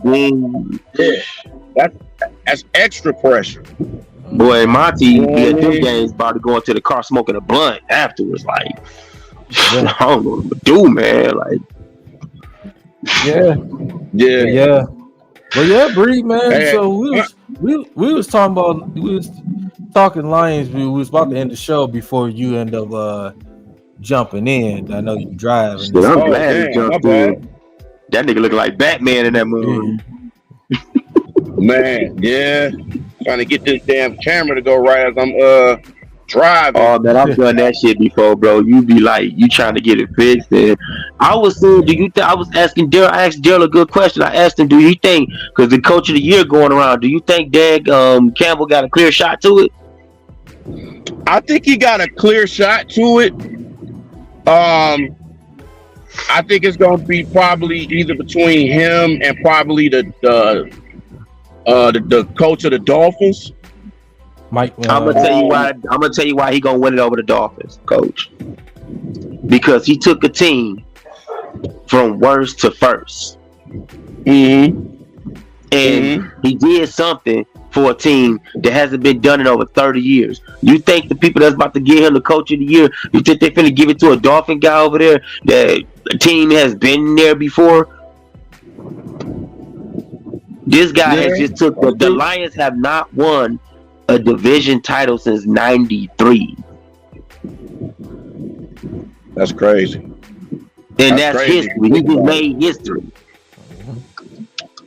That's crazy. He just made history, and he made CJ Gardner fumble a bag from Philly to come over here. Because Philly was gonna break CJ off. They was finna break him off like a fat rat. And he was like, I'm good. I take what I can to Detroit. Yep. So I think Dan Campbell gonna win off the strip, and they gonna look it over. Huh? Yeah, he took that bag like, hey, I'm about to go to Detroit and get this bag. They was like, hold on, bro, we gave you a bag. He was like, I'm good, bro. He's like, I'm good. He's like, thank you, but no thanks. I'ma just go over here. But that's why I think he gonna win it, man, because he did a lot for this team in his 2-year tenure, bro. He did a lot. His first year wasn't as great. It didn't start off great, but it ended great. And then he carried that same amount of success over to this season and had one of his best seasons. I agree. So you gotta look at that. You gotta look at that. And even throughout all the injuries he's had all year and still had this record, that's even more impressive. They looking at that too. They go like, this man told the motherfucker, he didn't criticize the next person when that person went down. He didn't criticize the person that was coming up. All he said is next man up. What can you do for him? And that's how you got to came out and performed. Yeah, and that's how you got to do it, man. It's got to be next man up, because if you in the NFL, you fighting for a job, you want to fight for that position. You getting a certain amount of money, you got to go out there and do what you have to do. You know, and no I want to ask y'all a question. I want to ask both of y'all a question, because this been on my mind ever since the league, and this goes for NBA too, but mainly for the NFL I'm talking about. Y'all notice how these guys get these big bags? They play to get these big bags. They play out of control, right? Soon as they get the big bag, don't it seem like they super slack off? It depends on the player. It depends on the player. The player that really wants it and he earns it and he deserves it. It all depends on that. But see, you get players like Aaron Rodgers. Felt like he deserved it from day one. Soon as he got that $200 million bag, he didn't play like the same Aaron Rodgers we known for him to play. Well, that's not always necessarily true because of simple fact. You know, come on, man. He played like shit. I know it was some deep shit behind it. I know it was. No. I'm gonna say this with Aaron Rodgers. You got to think it too. When you injuries, when you're a little older, you're not gonna be the same. I understand. You're not gonna be the same. Especially when you had devastating injuries. When you get older, you're not gonna be the same. You're not. You know, you look at it's all adjusting to. You know, when Tom Brady got that knee injury back in 2008, Tom Brady, he was still able to do better and better until he had to adjust. It's just other players that bastard got dementia. I mean, hey man, we got the first down, right? No, bro, it's turnover on down. Get your old ass off the field. We ain't even on that bitch no more. You doing? Talking about first down? No, bro, turnover on down. You heard wrong. Yes, bro. Boy, Dante, but that Browns game. No, but I'm just saying, man. I'm just saying, like, who can I put in that boat that play like shit when they got their bag? Cause you be looking like, bro, I know they not paying you all this money to be completely ass, bro. Like, come on. I know the injury thing, yeah, that's true. When somebody, especially, man, boy, you look at Aaron Rodgers, injury sheet, that shit look like an NBA Live character right now. He got shoulder injury, leg injury, ACL, shit. Like, maybe you should retire, brother. Being an analyst is not a bad job. Trust me.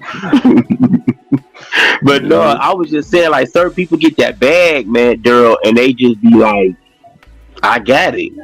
What I need to keep balling out for. I bought out. They gave me what I bought out for. Okay. Like, this how I look how they look at it. They look at it, let all the other players play catch up. Now, who I believe. I give you another example too. That's played terrible is Jimmy Garoppolo. Exactly. Jimmy Garoppolo played a big ass bag. And just the bag. I got it. That's what he's sitting back looking at. He's sitting like this, eating shrimp and steak. Like, I got my bag. Y'all gotta play catch up. And you can say the same thing. And you can say the same thing about Russell Wilson too. Yep.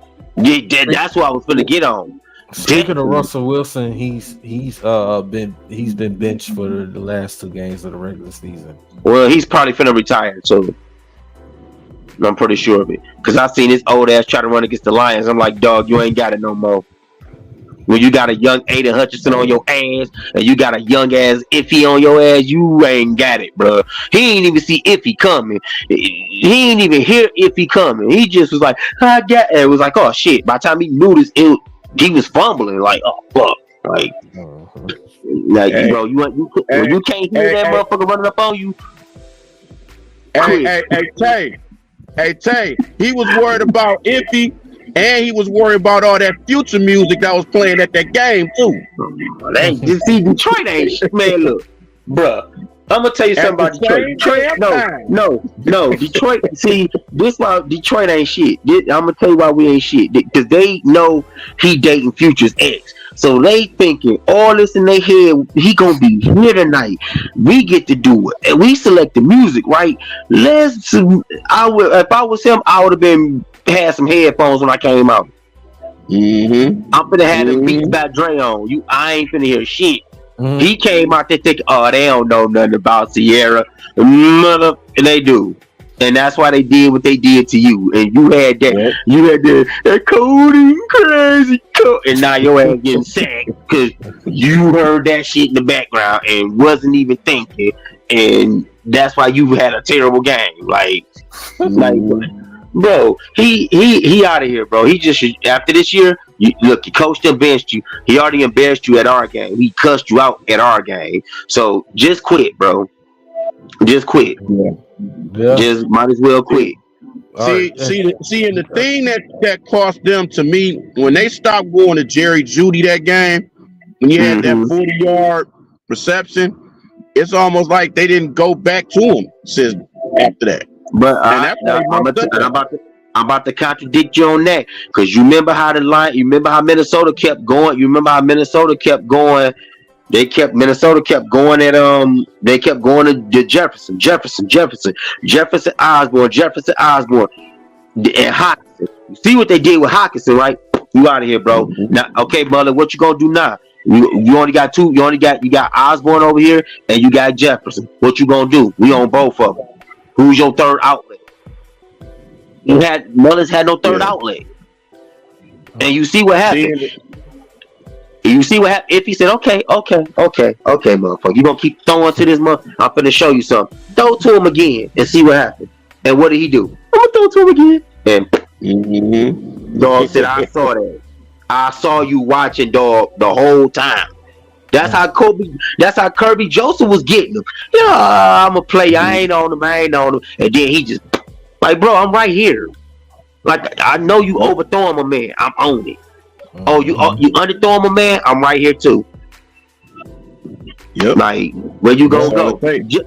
That's why Jefferson was pissed. Jefferson was like, what the fuck? Like, all you had to do was let go of that ball just a tad bit early.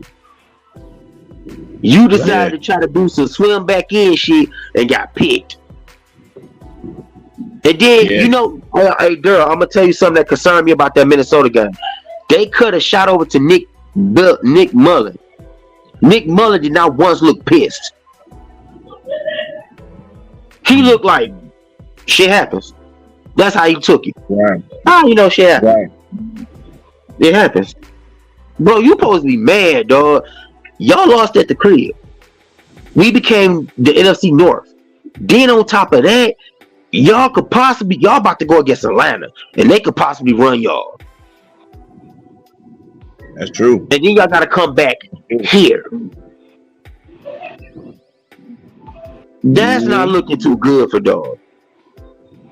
Yeah. And y'all can't trust. So what y'all can't trust Joshua Dobbs. That's why y'all sat him down. Yeah. So y'all don't. Kirk Cousins out for the season. So what's good? Y'all don't have no backups. None whatsoever. So it's like, what are y'all gonna do? If we sit our players right now and just let Teddy Bridgewater and Hayden Hooker go out there and do the Minnesota game, and let other players like Reynolds and them go in and Raymond go in, we still got this one. Because and let Aiden Hutchinson and them sit back and let the second string defense come in, we still got this one, bro. That's right. It's just the Minnesota coach should have looked at that. He should have been over there cussing. He should have been over there cussing Nick Mullins out, bro, because that is some bullshit. Like you literally threw 6 picks. If Kirby Joseph catches his first one that he dropped, and if Brian Branch catches the first one that was tipped to him that he dropped, including the 4 they already caught. That would 3 right there. That would have been 6 picks. Yep. And you fumbled the ball. What Dante? All that matters is you won the game. They're the NFC North Champs. We move on to the next game. We played the Dallas Cowboys. That's the next move. We won. You're right. I'm praying we beat the brakes off these clowns. Let's worry about this. Worry about this Dallas Cowboys team. We still fighting for playoff seeding. We already took care of the division. Let's worry. This the next step is see what this playoff seeding and going to the last game of the season. Let's rest our starters. Let's put our second and third string in. Let them play. So we going into the playoffs healthy, ready, focused to go out there to advance in the playoffs. Let them kick Will Harris off the team. Oh yeah. There we go. Kick him off the team. Man, you can't come nowhere near this motherfucker. Bro. You can't come in the building. Lock him out of Ford Field. I'm glad you said it, not me. But you see what happens when he don't play. Good things happen when he is not on that field. There you go. Leave tell me, no, Daryl. Tell me I'm lying. I'll wait. Tell me I'm lying. Will Harris has been nowhere near the field. What happened? What happened, Daryl? We won 2 out of 3. Come on. Leave Will Harris alone. Man, tell Will Harris leave a football alone. Tell him do that. Tell him leave his pads and cleats at home. That's what you tell him. Leave that shit at home. Call in sick. We'll excuse you. Call in sick. Say you got the flu. Call in sick. You ain't even got to come to the show. You ain't even got to come to Fort Field. Stay at home. Say you sick. We'll believe. Don't even bring no doctor's note. We don't care. You sick. Stay at home. Stay in your condo in Detroit and chill. That's what you do. Let him stay on special teams. Just make sure he don't get in the game. Exactly. We will Harris along, Dante. You brought him up. See, ain't even bringing him up. Look, I've been so happy he ain't been on the field. I've been happy as hell. You have no clue how happy I've been. I've been happy as hell, bro. He has not been on the field to cause no damage. Listen, I've been happy. This is not the Will Harris talk, okay? Listen. No, it's the Will Harris at the field talk. It's don't come on this month. Don't even wear no uniform. Suit up in just wear regular clothes, bro. Wear your Detroit Lion sweat outfit. You ain't playing, bro. Don't even worry about it. Don't bring your cleats in. Wear some Air Force Ones from Jordan. He not breathing. He going off by Will Harris. Oh God. Oh no, man! I ain't going off. I just said I'm glad he wasn't out there. That's all I said. I'm glad he wasn't out there. You know, he a healthy scratch. That's what he is. He a healthy scratch. Exactly. I'm glad he not out there. He enjoyed the game like the rest of us. He sat down and watched. I was happy that he sat down and watched. I was happy about that. Yeah. I'm sorry. I know that was wrong, but I'm sorry. I was happy. Will Harris alone. Let him be. Let's be where he at. Don't bring him up no more.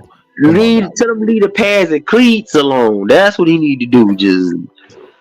Just go be a little league head coach or something, bro. Just don't tell him how to do what you do. Just don't tell him how to look goofy like he do. That's all he don't need to do.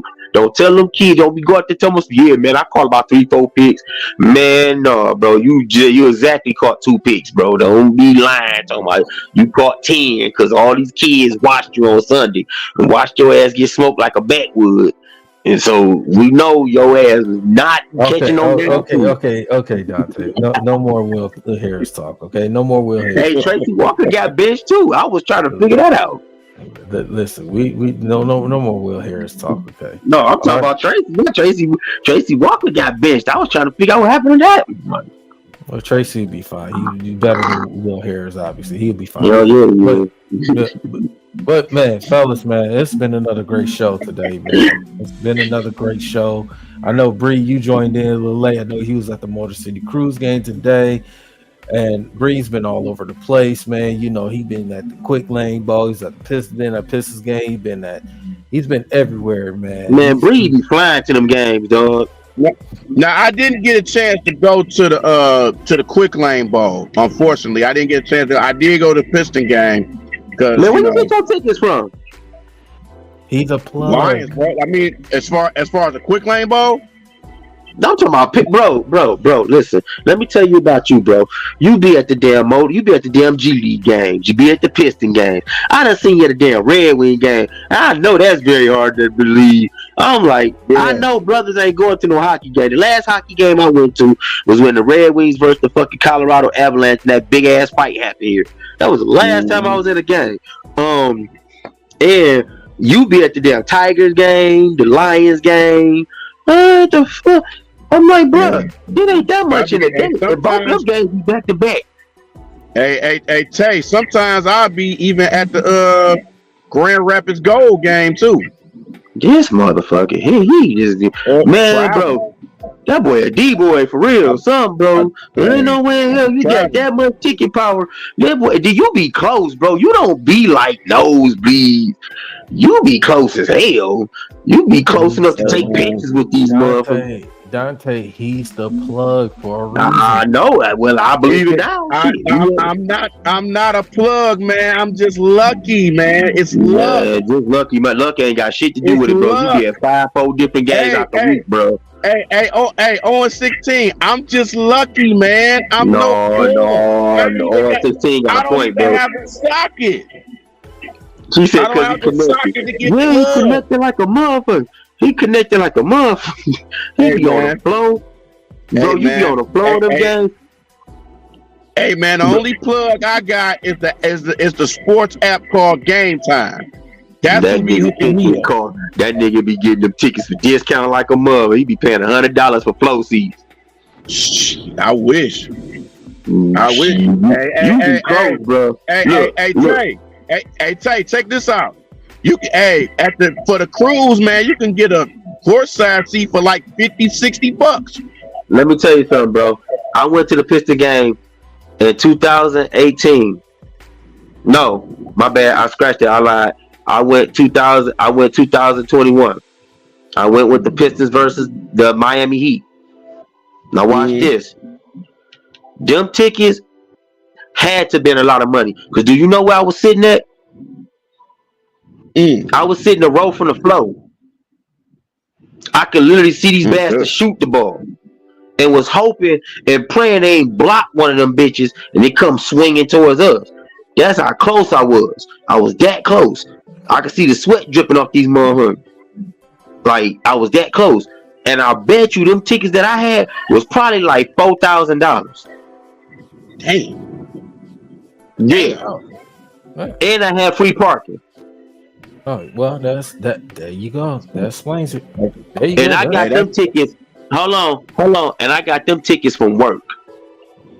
Damn. That motherfucker told me, well, you been doing such a good job here, man. You wanna go to the Piston game tomorrow? Well, I was tired as hell. I didn't even want to go. Fuck. But when I'm glad I went. Cause this bitch gonna be floored. We look. We was a row from Big Sean, from what's his name, Babyface Ray, whoever he is, what's his name, Pay Some Giovanni, some shit like that. Oh, Payroll Giovanni. Yeah, we was not that far from. I ain't even know who the bastard was. Man, had to tell me who he was. For Doughboy Cash Outs. I ain't know who the fuck. See, I don't know who the fuck. The only one I know about all that shit is Blade Icewood. That's legend. Yeah, that's as far as I know about all that shit. I know about him and Wipeout. Cause you know his daughter rap. His daughter rap. Blade Icewood. Yeah. You know who his wife was? No. Delicious for Flavor of Love. Oh, word? Yep. Oh yeah, I ain't know that.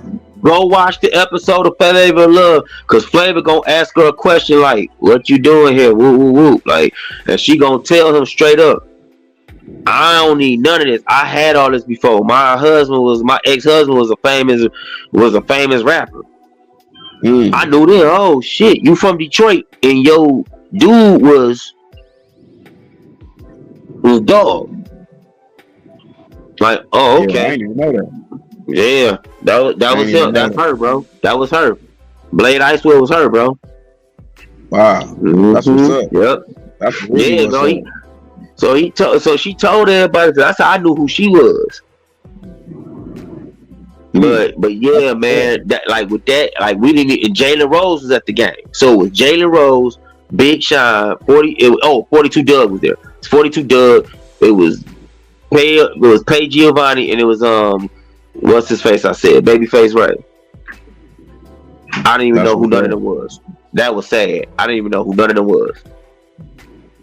It's crazy, man. Because at the game yesterday, I noticed this chick, and I'm like, damn, because she real popular on YouTube. Because she do like these little funny skits and shit. Mm-hmm. I seen her, I was like, damn, I don't know who that is. Then I come to find out, old girl name is Kalani Rogers. Because she do like them little funny, weird skits and shit on YouTube and Instagram. She was at the Pistons game yesterday. I don't know why the hell she was there, boy. She probably needed a drink when she left that month. Oh yeah, she definitely got some drinks. I bet she did. She needed them. That shit, boy. I don't think they win in another game. It don't seem like it, man. Because they, you know they gonna get trampled tomorrow because they gotta go to Boston. Ah, shit, man. Then after that, then Saturday they come back home against the Raptors, and they play against the Raptors. It's gonna be 80% Raptor fans. Ah, shit. Well, that's their fault, man. Because we all had y'all been out there talking about y'all want to do the things that y'all want to be recognized and acknowledged like the Lions. Thing I can say about the Lions, when they catch you, they bounce back quick. Yeah. They look at that shit like that will not happen again, and then they go out there and play like it won't happen again. Sorry, well, listen, man. Listen, Pistons got a long way to go. It's going, this has already been a lost season. It's hard to talk about this team at this point. Much we love this team, how much we support this team. It's hard to talk about them right now. It's really hard. Stevie Wonder blind, and he can even see this bullshit. Oh man! There you go. It's hard. I'm gonna tell you this, and I'm gonna say this too, and this brings to what Gerald's saying, man. It's hard to talk about the Pistons when you're a content creator in Michigan. It's hard. It is. Because you gotta keep coming up with stuff. You keep coming up with reasons for the team. It's like, man. Look, New Breed. I told Daryl this shit earlier. Everything King is the most positive nigga in YouTube creator in this month. When Pistons used to suck years when they first started with Bill. And shout out the downtown dudes. King used to sit here and tell everybody, chill the fuck out, slow down, don't hit the little panic button next to you. Everything gonna be alright. Y'all tripping off them losing 4-5 games. It's gonna be fine. He even got up there after that and talking about some man. I can't even defend him no more. Can't do it. He sat there and said out his mouth, I don't really see us winning another game. For him, like I told Daryl, to hear him say that was heartbreaking. Well, it's just not. It's not just him. You got downtown dudes. You got all these content. Some of these. Consistent Piston content creators. Even my man's from Locked On Pistons.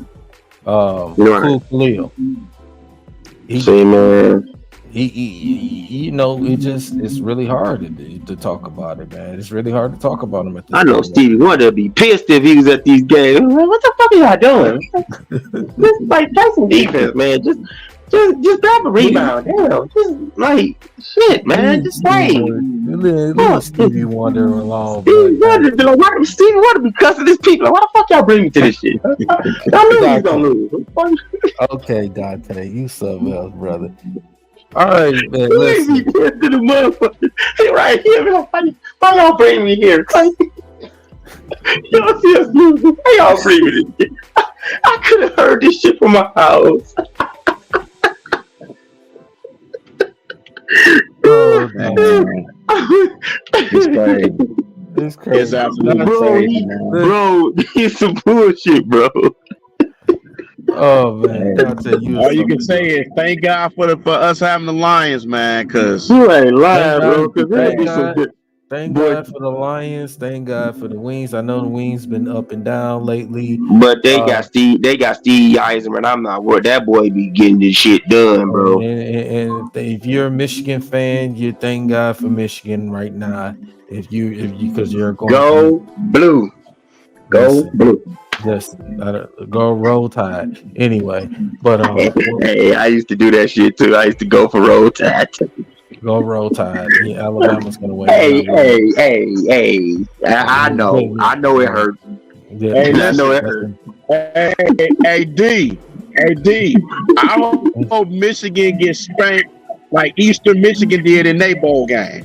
Because that shit was embarrassing. Y'all be catching me on good. Listen, Y'all be catching me together, bro. Y'all be game jumping me, bro.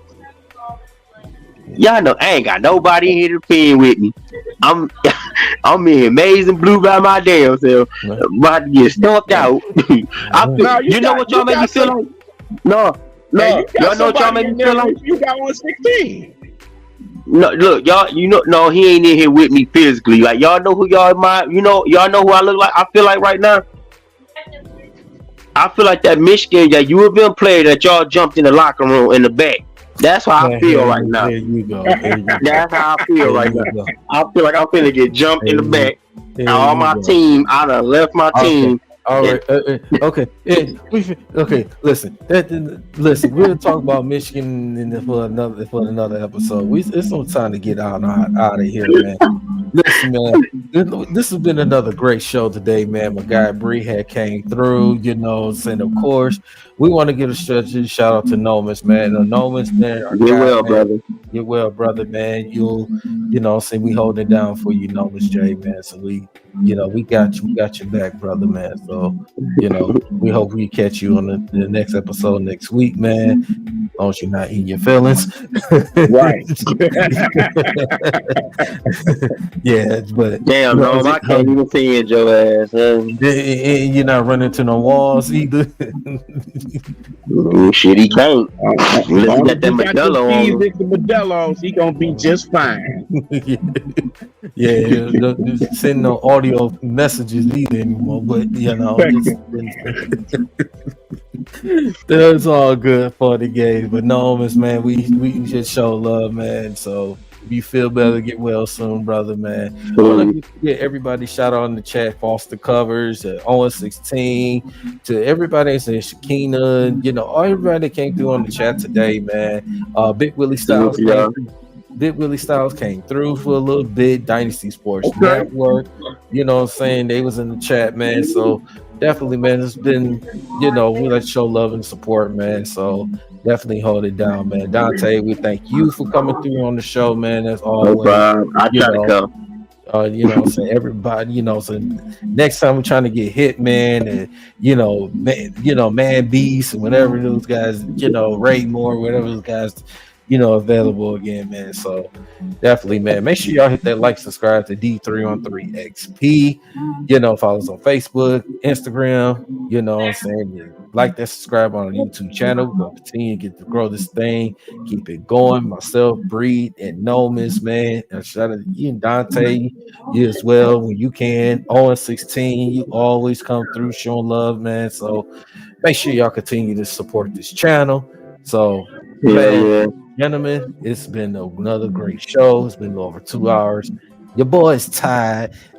Glad we ain't talking Pistons no more right now. I gotta ask you something, Daryl. What the fuck is this? I'm over here by this Piston logo right here by my head and shit.